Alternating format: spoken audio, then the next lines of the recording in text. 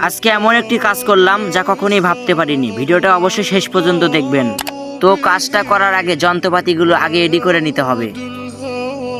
আমি এখন যাচ্ছি যন্ত্রপাতিগুলো রাখার জন্য বারান্দায়। যন্ত্রপাতিগুলো রেখে দিয়ে চলে আসলাম। তারপরে ঘর থেকে কয়েকটি কাঠ আনলাম, একটি জিনিস তৈরি করব। তারপরে ত্রিফলের ছাদটা কিন্তু নিয়ে চলে আসলাম। এই কাঠগুলো কিন্তু এখন এই ছাদের সাথে ফিটিং করতে হবে। যেহেতু আমার ভাই অটো গাড়ি চালায়, সেজন্য কিন্তু ভাইয়ের একটি ছাদের খুবই প্রয়োজন।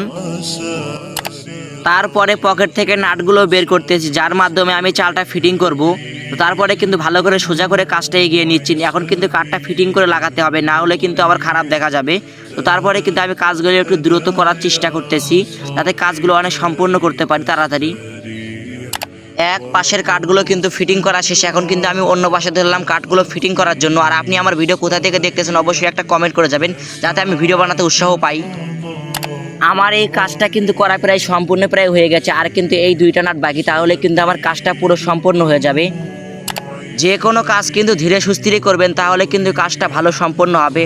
তাড়াতাড়ি কখনো কোনো কাজ করবেন না, তাহলে কিন্তু কাজটা আবার সম্পন্ন হবে না। আপনাদের উদ্দেশ্যে ভিডিওটা এই কারণেই করা, যে কোনো কাজ যখন আপনারা করবেন অবশ্যই কিন্তু নিজের মনটা দিয়ে কাজটা করার চেষ্টা করবেন, তাহলে কিন্তু কাজটা সম্পূর্ণ অবশ্যই হতে বাধ্য হবে।